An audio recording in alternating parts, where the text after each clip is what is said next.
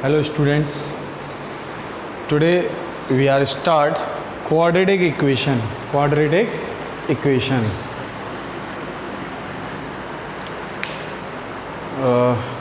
Quadratic equation में हमें क्या देखना होगा, इस चीज़ को देखना है कि आखिर जो क्वाड्रेटिक इक्वेशन है वो है क्या।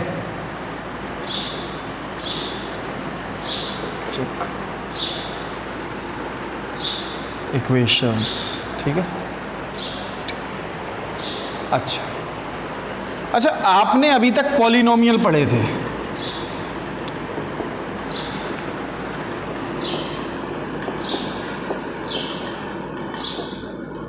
ये ऐसा पॉलिनोमियल भी पढ़ा है आपने, और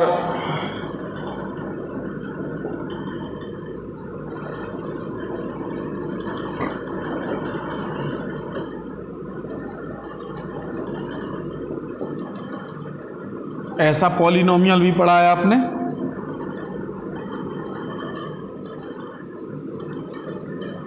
ये पॉलिनोमियल भी आपने पढ़े हैं, ठीक है। मतलब आपने इनको अभी पॉलिनोमियल चैप्टर में स्टडी की थी इसकी, कि ये हमारे पॉलिनोमियल होते हैं, ठीक है। लेकिन जब हम क्या करते हैं, इनकी स्टडी को थोड़ा डीप जाके हम इस स्टडी को देखते हैं, तो बच्चों एक बात बताओ, क्या मैं इसके इक्वल अगर कोई वैल्यू रख दूं, या मैं इसके इक्वल कुछ वैल्यू रख दूं, या मैं इसके इक्वल वैल्यू रख दूं, तो ये है तो हमारे जनरली देखा जाए तो पॉलिनोमियल ही है। ये पॉलिनोमियल ही है, लेकिन अब ये किस फॉर्म में आ गए, इक्वेशन की फॉर्म में। तो अब ध्यान से देखने की बात है, ये हमारा कौन सा इक्वेशन है, पॉलिनोमियल कौन सा था, क्वाड्रेटिक पॉलिनोमियल। कैसे पता चला, इनकी डिग्री से, the highest degree of polynomial said to be which type of polynomial. Okay, क्या बताता है वो हमको कि ये किस टाइप का हमारा पॉलिनोमियल होगा। तो देखो जरा, इसकी जो डिग्री 2 है, जिनकी डिग्री 2 होती है वही हमारा क्या होता है, क्वाड्रेटिक पॉलिनोमियल होता है। इसकी डिग्री 3 है तो ये कैसा, क्यूबिक पॉलिनोमियल के तौर पे, ये हमारा लीनियर था। लेकिन जब हमने इक्वल में कोई वैल्यू रख दी, इसमें जब हमने कोई वैल्यू इक्वल में रख दी, तो बच्चों ये हमें क्या देने लगा, ये हमें देने लगा अब एक इक्वेशन। तो अब ये हो गया हमारा क्वाड्रेटिक इक्वेशन, ये हो गया हमारा क्यूबिक इक्वेशन, ये हो गया हमारा लीनियर इक्वेशन। समझ आ रहा होगा, ये क्वाड्रेटिक इक्वेशन है, ये क्यूबिक इक्वेशन है, ये लीनियर इक्वेशन है। अब हमें इन्हीं के बारे में स्टडी करनी है। तो बच्चों चैप्टर का नाम है क्वाड्रेटिक इक्वेशन। क्या है, क्वाड्रेटिक इक्वेशन, ठीक है। तो क्वाड्रेटिक इक्वेशन के अकॉर्डिंग हमें क्या क्या सीखना है, क्या क्या जानना है, इस चीज पे चलते हैं, ठीक है।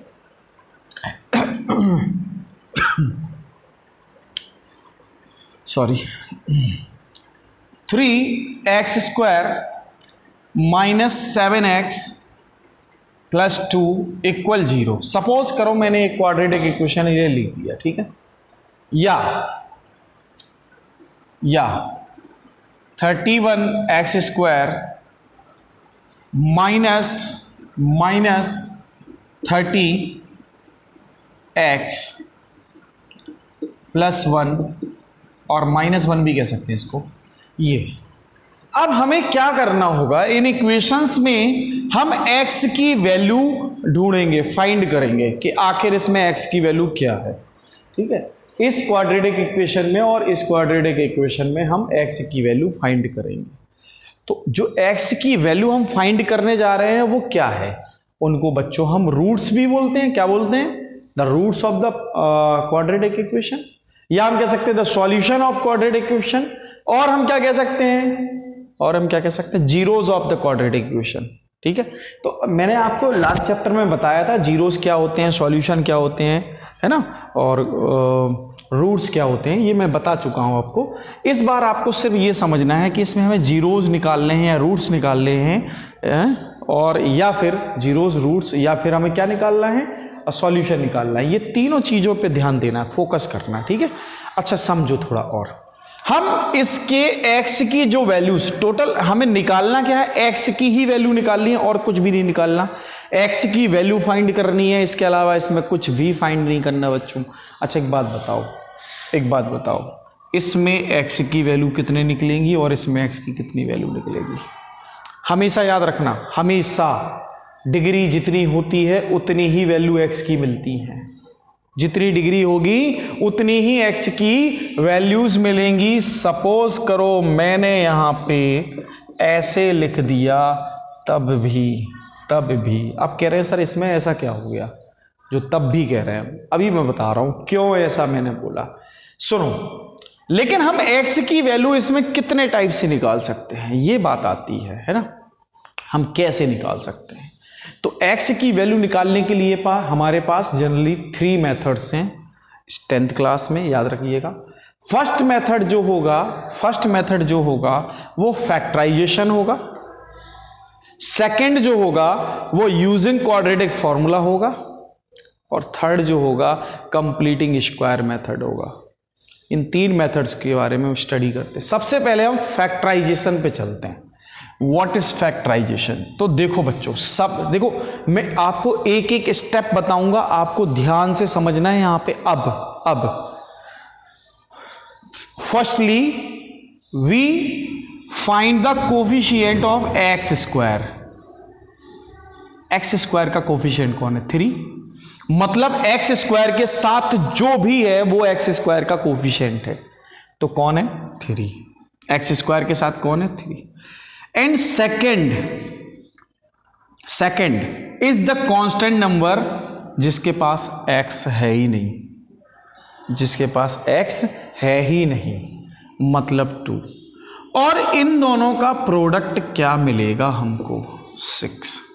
इन दोनों का प्रोडक्ट हमको क्या मिलेगा? 6 मिलेगा। अच्छा, सिमिलरली यहां चलो, यहां 31 मल्टीप्लाई 1 इज इक्वल टू 31 ही देगा, ठीक है। सिमिलरली यहां चलो, यहां एक्स स्क्वायर के साथ 1 है, तो 1 इंटू 1 क्या? 1 ही देगा, ठीक है, 1 ही देगा। अच्छा, एक इक्वेशन और ले लेते हैं हम, एक इक्वेशन और ले लेते हैं। 5x square minus 15x plus 10 equal 0। तो यहां क्या आएगा भाई? 5 इंटू 10, 5 इंटू 10। अच्छा एक बात सुनो, इसको मैं दूसरे टाइप से भी कर सकता था, मैं इसको 27 भी लिख सकता था, ठीक है। तो मुझे तो अभी 50 लिखना है यहाँ पे, ठीक है, अभी तो 50 लिखना है। तो फैक्टराइजेशन की फर्स्ट जो स्टेप थी वो आपको समझ में आ गई होगी। क्या? सबसे पहले हमें एक्स स्क्वायर के कोफिशिएंट का और कांस्टेंट का प्रोडक्ट कराना है, ठीक है, प्रोडक्ट कराना है। अब ये ध्यान देना है हमें एक्स के कोफिशिएंट पे।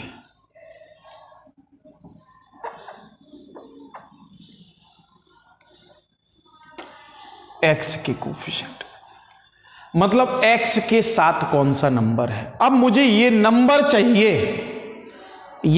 चाहिए, ऐसे 2 नंबर्स को या तो ऐड करके या सब्ट्रैक्ट करके। ऐसे 2 नंबर्स को ऐड करो या सब्ट्रैक्ट करो जिनसे एक्स के कोफिशिएंट मिल जाएं, और वो 2 नंबर कहां मिलेंगे? वो यहां मिलेंगे, यहां। समझना, फिर से समझना। मुझे या तो ऐड करके 7 दो या सब्ट्रैक्ट करके 7 दो, वो भी इन 2 नंबर्स के साथ। इस 6 के अंदर से ढूंढ के लाना है हमको, इस 6 से हमको ढूंढ के लाना है ये 7। कैसे मिलेगा? ढूंढते हैं, जरा देखो। हमें ये कैसे पता चलेगा कि मुझे ऐड करके ही लाना है कि सब्ट्रैक्ट करके लाना है? तो याद रखना, कांस्टेंट का साइन देखना, अगर प्लस मिले तो ऐड करके लाना है, और माइनस मिले तो सब्ट्रैक्ट करके लाना है। प्लस मिले तो ऐड करके लाना है, और माइनस मिले तो सब्ट्रैक्ट करके लाना है। समझ रहे हो? फिर से समझो। हम कांस्टेंट के साइन को देखेंगे, प्लस है तो हम ऐसे 2 नंबर ढूंढेंगे जिनको ऐड करने से हमें 7 मिलता हो, और अगर माइनस है तो ऐसे 2 नंबर ढूंढेंगे जिनके डिफरेंस 30 दे रहा हो तो खुद ही देख लो ना, 31 इंटू 31 इंटू 1 क्या देता है 31, करेक्ट। और इन्हीं दोनों का डिफरेंस देख लो क्या मिलेगा 30 नहीं मिलेगा। फिर से देखो, इन दोनों का प्रोडक्ट 31 और 31 इंटू 1 है तो 31 मिलेगा, और इन्हीं दोनों का डिफरेंस निकाला मैंने। क्या क्या अगर माइनस मिले तो डिफरेंस देखना है, माइनस मिला तो इन दोनों का डिफरेंस चेक किया, क्या मिला 30, क्या मिला 30। समझ आया? सुनो अब क्या करना है, अब मुझे करना है कि मैं 31x² लिखूं और मुझे इस 30x की जगह ये लिखना है, इस 30 की जगह मुझे ये लिखना है, इस 30 की जगह ये लिखना है। तो क्या होगा -31 - 1x। देख लो क्या चेंज हुआ है, मैंने 30 की जगह ये लिख दिया। अभी भी तो ये -30x लिखा है, कोई चेंज है क्या?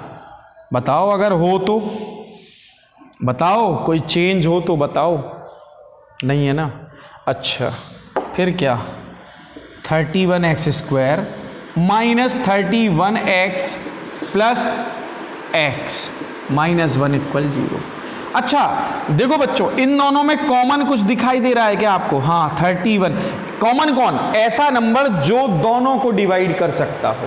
31 दोनों को डिवाइड कर सकता है, x भी तो दोनों को डिवाइड कर सकता है।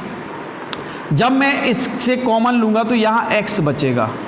जैसे कई बच्चों को कॉमन लेते नहीं बनता है, तो मैंने जो कॉमन लिया है उससे इसको डिवाइड किया तो x बचेगा, इसको डिवाइड करेंगे तो 1 बचेगा। हाँ या ना?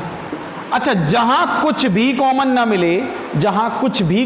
मिले वहां 1 कॉमन मिलता है, तो क्या इन दोनों में कुछ कॉमन है? नहीं है, तो 1 लिख लो। एक जानकारी और, आप इन दोनों ब्रैकेट को जब देखेंगे तो ये हमेशा सेम मिलेंगे। अगर दोनों ब्रैकेट डिफरेंट मिले, समझ लेना आप कुछ गलत कर रहे हैं, रॉन्ग कर रहे हैं, ठीक है? यहां ब्रैकेट सेम मिलेंगे। तो मैंने x - 1 लिखा और 31x + 1 लिखा = 0। कुछ नहीं है, मैंने कॉमन। अच्छा, इन दोनों में ये कॉमन नहीं है x - 1, मैंने बाहर ले लिया। अब मैं क्या करूंगा, इस फैक्टर को 0 के इक्वल करूंगा और 31x + 1 को भी मैं 0 के इक्वल करूंगा। तो मुझे x इक्वल क्या मिलेगा 1, 31x इक्वल क्या मिलेगा -1। अच्छा, तो x इक्वल कितना मिलेगा -1/31। ये हो गया, ये x की वैल्यू आ गई 2 हमारे पास, एक 1 और एक -1/31, ठीक है? तो ये हमारे पास 2 वैल्यूज मिल गई बेटा, ये फैक्टर्स हैं इसके। अच्छा, उस क्वेश्चन को हमने फैक्टराइजेशन से सॉल्व कर लिया, इस क्वेश्चन को भी तो हमें करना होगा। कह रहे हो सर 6 में कहां से 7 मिलेगा, 6 में कहां से 7 मिलेगा? क्यों भाई, 6 × 1 भी तो 6 होता है, 6 × 1 भी तो 6 होता है। देख लो, 6 × 1 क्या है 6, और क्या मैं 6 + 1 करूंगा तो 7 नहीं मिलेगा। मुझे क्या करना है, प्लस को देख के रखना है, प्लस को देख के मतलब दोनों को प्लस करके। अब क्या करूं, मैं यहां 6 + 1x लिखूंगा, ठीक है? समझ आ रहा है? यहां 3x² - 6x - x + 2 = 0। क्या कॉमन आ रहा है बच्चों इसमें? 3x x - 2। यहां -1 कॉमन आ रहा है, x - 2 = 0। भाई देखो ना, -x + 2 में क्या कॉमन है? जहां कुछ कॉमन नहीं होता वहां 1 तो होता है, लेकिन ये माइनस भी कॉमन आ गया साथ में, तो ये माइनस कॉमन ले लिया तो ये प्लस का हो गया, और जब इससे माइनस कॉमन लिया तो ये माइनस का हो गया। समझ आ गया होगा यहाँ पे। अच्छा, इन दोनों में क्या कॉमन है? x - 2 है या नहीं है ना? अब इसके साथ क्या था 3x, और इसके साथ क्या था = 0। x - 2 = 0, 3x - 1 = 0। अच्छा देखो ना, ये x = 2 नहीं हो गया, और ये 3x = 1 नहीं है, और x = 1/2 3 नहीं है, ये भी आ गया हमारे पास। ये भी इसके फैक्टर से हमें x की वैल्यू मिल गई। वहां चलते हैं, देखना, इसको भी देख लो। मैंने कहा 1 × 1 क्या होता है 1, ऐड करके 2 लाना है, तो 1 + 1 कितना होता है 2। समझ रहे हैं ना? अब तो समझ में आ रहा होगा। अच्छा, मैं 1+1 की जगह x+x लिख दूं, है तो वही चीज। देख लो ना, मैंने 2 की जगह 1+1 लिखा होगा। अब थोड़ा एक स्टेप आगे फ्री छोड़ देते हैं, एक आध स्टेप तो छोड़ना पड़ेगा ना अब, है ना। ये स्टेप जनरली नहीं लिखा जाता है, ये वाला स्टेप जनरली नहीं लिखते हैं हम लोग, लेकिन शुरुआत में तो सीखना पड़ेगा, ठीक है। अच्छा, इन दोनों में क्या कॉमन है? x+1। इन दोनों में क्या कॉमन है? 1, x+1 इक्वल 0। क्या दे देगा भाई? देखो जरा ध्यान से, x+1 इक्वल 0। तो x+1 equal 0 and x+1 equal 0। तो बच्चों x की वैल्यू तो हमको x equal -1 and x equal -1 same value दे दी ना इसने, तो हम सेम वैल्यू लिखेंगे और बताएंगे भी 2 बार, एक बार नहीं, दोनों बार। They gives same value x equal -1, लेकिन क्वाड्रेटिक है इसलिए हम x को 2 बार लिखेंगे -1। समझ में आ गया होगा, ठीक है। अब इस पे आते हैं, इस क्वेश्चन को भी देख लेते हैं कैसे करना है। ठीक से देखना, क्योंकि आसान है, जो भी है आसान है, टफ कुछ नहीं है। मैंने 5 का 10 से मल्टीप्लाई किया, 50 मिला मुझे। 5 का 10 से मल्टीप्लाई किया, 50 मिला। और 50 के जो फैक्टर होते हैं वो 5 × 5 × 2 होते हैं। मुझे चाहिए 27, वो भी ऐड करके। तो जरा देखो, ये 25 × 2 नहीं लिखा क्या? ये भी तो 50 है, और 25 + 2 कितना होता है? 27 नहीं होता, 27 नहीं होता। बस आ गया होगा समझ में। फिर क्या करना है? पता होगा आप लोगों को। अब तो इतने 3 क्वेश्चन कर लिए हमने, चौथा ये है ना, 4th पार्ट है। अब तो समझ में आ रहा होगा। 25x - 2x + 10 = 0। हाँ, 5x कॉमन ले लो, x - 5 -2 कॉमन ले लो, x - 5 = 0। x - 5 ये आ गया और 5x - 2 ये आ गया, इक्वल हो गया 0। तो x - 5 कितना होगा? 0। और 5x - 2 कितना होगा? 0। तो x इक्वल कितना आ गया बच्चों? 5। और x इक्वल यहाँ कितना आ गया? 2/5। ये भी लो, ये भी हमारा सॉल्यूशन मिल गया। तो हमें क्वाड्रेटिक इक्वेशन में फैक्टराइजेशन मेथड जो है वो समझ में आ गया होगा, लगभग आ गया होगा। जब हम और एक्सरसाइज करेंगे तो हमें पूरी एक्सरसाइज भी क्लियर होगी, ठीक है बच्चों। चलो अब हम चलते हैं नेक्स्ट मेथड पे, ठीक है। नेक्स्ट मेथड पे चलते हैं। नेक्स्ट मेथड क्या होगा? देखो ध्यान से, अब यहां पे हमें करना है थोड़ी सी मेहनत। हर एक स्टेप को धीरे धीरे समझना है, धीरे धीरे, बिल्कुल एकदम पोलाइट वे में, ठीक है, अच्छी तरीके से। सबसे पहले मैंने लिखा इसी क्वेश्चन को 5x² - 27x + 2 + 10 इक्वल 0। ध्यान से देखना है, बहुत कायदे से इस चीज को समझना है, ठीक है, बहुत एक स्टेप को। सबसे पहले पूरे इक्वेशन से x² का कोफिशिएंट मतलब 5 कॉमन ले लो, लेकिन जहां 5 से डिवाइड नहीं होता ना, उसको 5 से डिवाइड कर देते हैं। अच्छा, कॉमन लेने का मतलब क्या होता है? कॉमन लेने का मतलब यही तो होता है कि भाई मैंने जब 5 कॉमन लिया तो 5x² को 5 से डिवाइड किया, 27x को मैंने 5 से डिवाइड किया, और 10 को भी मैंने 5 से डिवाइड किया। यही तो कॉमन लेने का मतलब हुआ। देख लो ना, यही तो मिलता, यही नहीं मिलता, आगे भी तो यही मिलने वाला है। चेक कर लो इस बात को। कॉमन मैंने ले लिया, अब ये 5 जाएगा 0 के डिवाइड में,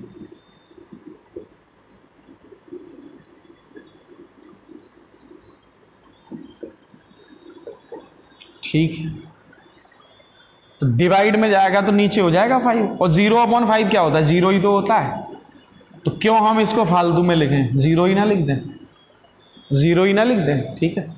अच्छा, अब हम कांस्टेंट टर्म को ले जाएंगे 0 की तरफ।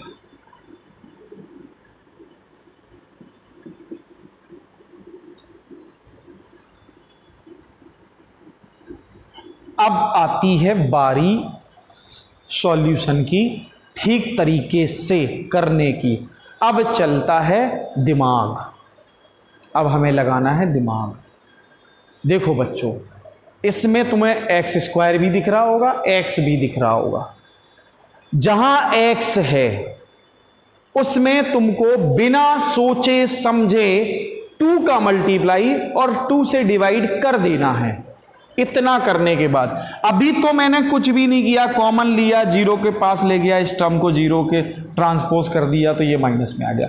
लेकिन अब मैं कुछ करने जा रहा हूं अपने तरफ से, मैं इसमें 2 का मल्टीप्लाई और 2 का डिवाइड कर दिया, अपने तरफ से किया है ये, और ये आपको भी करना है। 2 का मल्टीप्लाई 2 का डिवाइड, बार बार सुनो, x जो हमारा x से रिलेटेड टर्म है उसमें हम 2 का मल्टीप्लाई और 2 से डिवाइड करेंगे।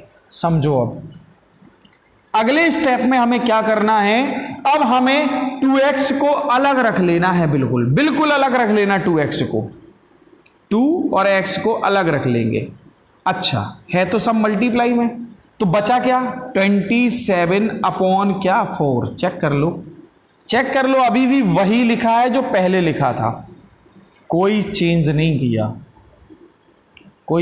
नहीं किया। मैंने क्या किया, पहले 2 का मल्टीप्लाई 2 से डिवाइड किया और नेक्स्ट स्टेप में 2 और x को इकट्ठा रख लिया, 2 और x को इकट्ठा रख लिया। ठीक है, इतना समझ में आ गया, इकट्ठा रख लिया, बाकी जो बचा है उसको मैंने अलग रख दिया। अब कुछ नहीं, अब तो बच्चों बस एक बार और समझ लो, उसके बाद सब खत्म हो जाएगा। X square minus 2x into 27/4। सुनो ध्यान से, अब मेरी बात को ध्यान से समझना, ये जो 27/4 आया है ना, ये जो 27/4, हमें इसके स्क्वायर को दोनों तरफ ऐड करना है। ठीक है, इसके स्क्वायर को दोनों तरफ ऐड करना है। याद रखना, ये जो 27/4 आया है ना, मुझे इसके स्क्वायर को यहां भी ऐड करना है और यहां भी।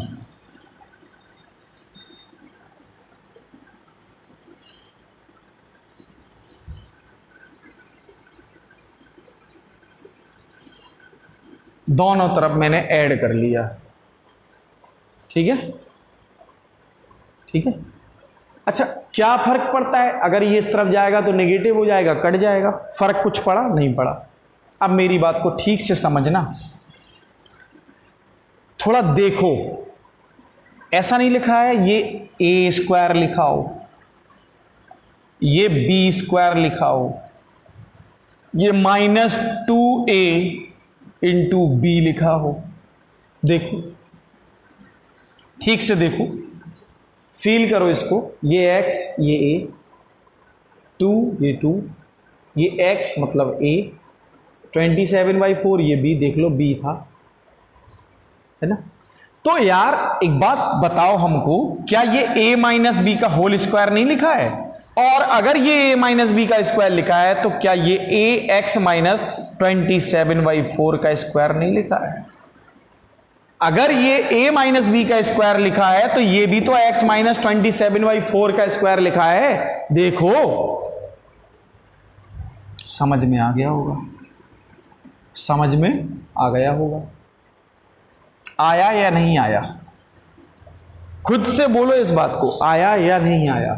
भाई ये x माइनस 27/4 का स्क्वायर ही तो है पूरा। ठीक है, अच्छा ये -2 था, 27 का स्क्वायर कितना होता है? 27 का स्क्वायर कितना होता है? स्क्वायर ऐसा होता होगा आपका 625 नहीं, कितना होता होगा जरा देख लेते हैं। 449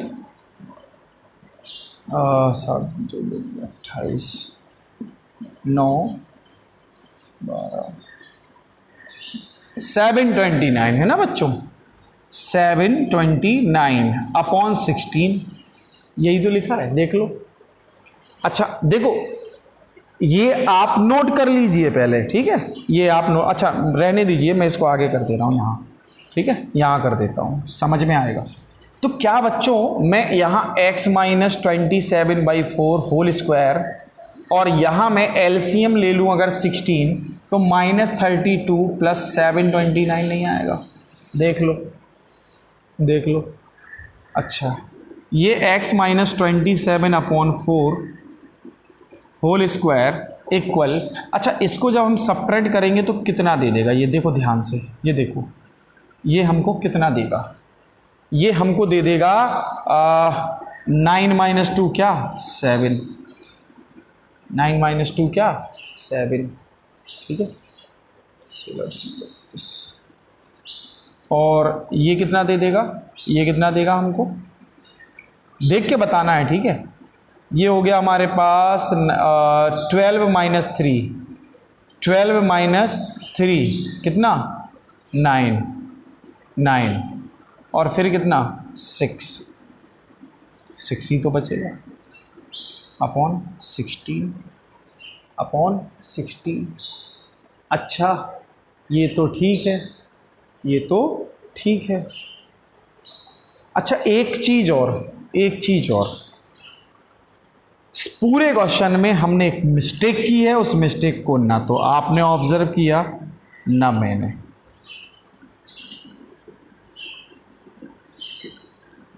और यहाँ जब 5 आएगा तो ये हम 5 ऐसे लिखेंगे, ये कितना हो जाएगा 10 हो जाएगा, है ना, 10 हो जाएगा। कोई मिस्टेक बहुत बड़ी नहीं है, कुछ गलत नहीं हुआ अभी, टेंशन नहीं लो आप, ठीक है, टेंशन लेने की बात नहीं है।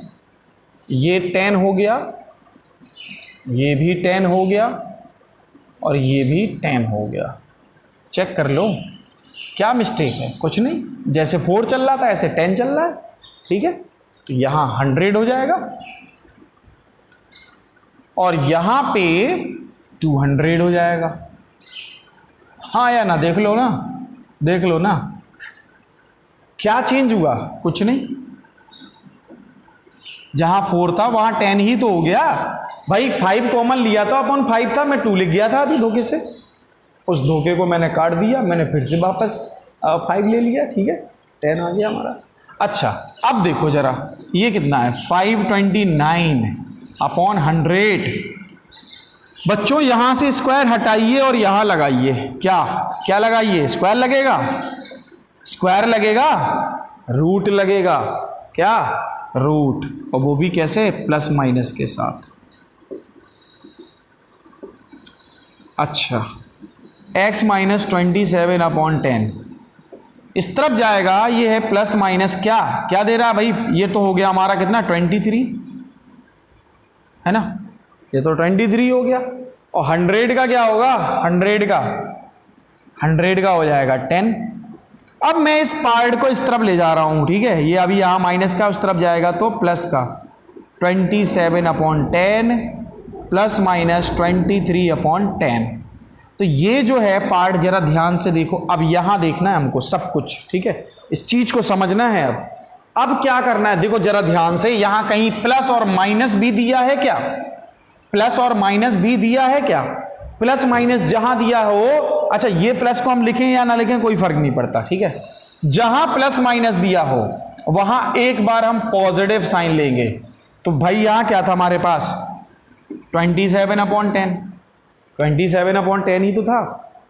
फिर से समझ लो, सबसे पहले मैंने क्या किया, 5 कॉमन लिया, 5 कॉमन ले लिया, इसके बाद 5 को मैं 0 के पास ले गया, 0 हो गया। इसके बाद मैं 2 को ट्रांसपोज किया माइनस, और इस x वाले पार्ट में मैंने 2 का मल्टीप्लाई 2 से डिवाइड किया। इसके बाद 2x को मैंने अलग कर लिया। उसके बाद जो पार्ट था उस बचे हुए पार्ट को अलग लिख दिया। इसके बाद मैंने क्या किया, जो बचा हुआ पार्ट था उसके स्क्वायर को मैंने दोनों तरफ ऐड किया।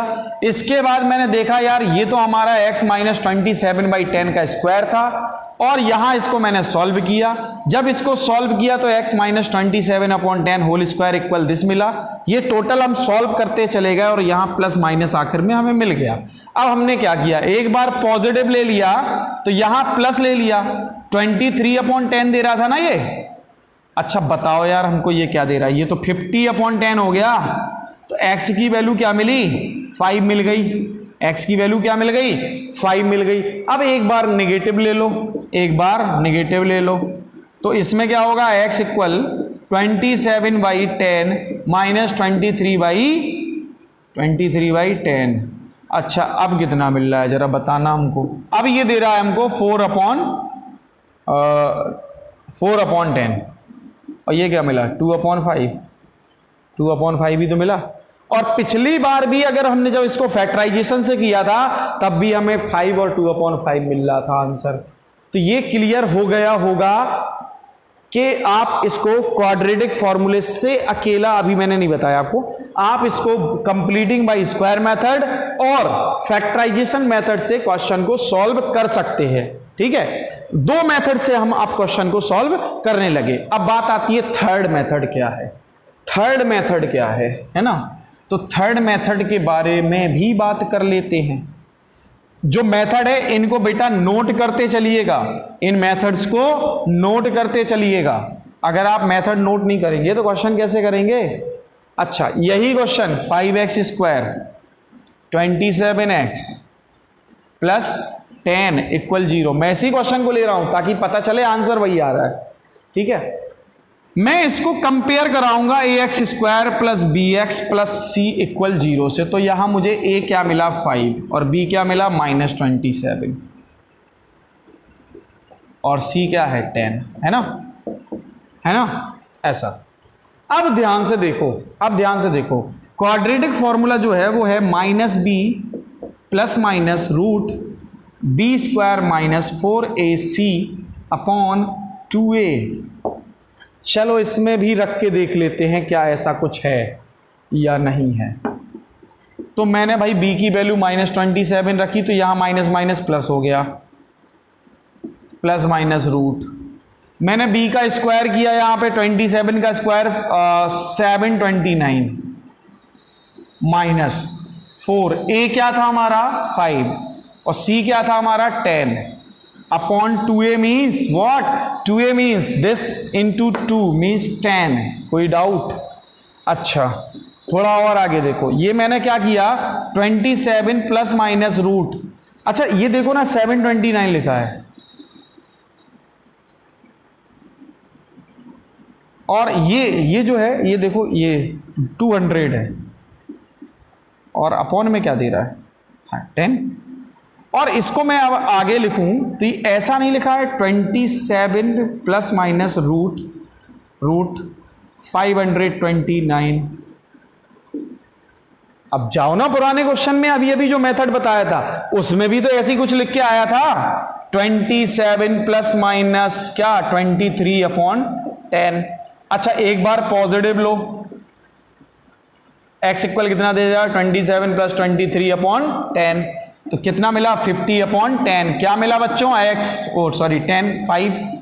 अच्छा जब निगेटिव लेंगे तो 27 माइनस 23/10 इक्वल 4/10 व्हाट 2/5। मिला वही आंसर। मतलब मैंने एक क्वेश्चन को 3 मेथड से किया, फैक्टराइजेशन, सेकंड मैंने किया क्वाड्रेटिक फॉर्मूले से और थर्ड मैंने किया by the completing square method. ये क्वाड्रेटिक फॉर्मूला है, ये है हमारा क्वाड्रेटिक फॉर्मूला। ठीक है, मैंने क्वाड्रेटिक फॉर्मूले से किया, मैंने कंप्लीटिंग स्क्वायर मेथड से किया है, मैंने फैक्टराइजेशन से किया। इन तीनों मेथड से मैंने क्या किया बच्चों, एक क्वाड्रेटिक इक्वेशन के x की वैल्यूज को फाइंड किया है। इन तीनों मेथड को आपको भी करना है। ठीक है, आज के लिए इतना ही। ठीक है, थैंक यू बच्चों।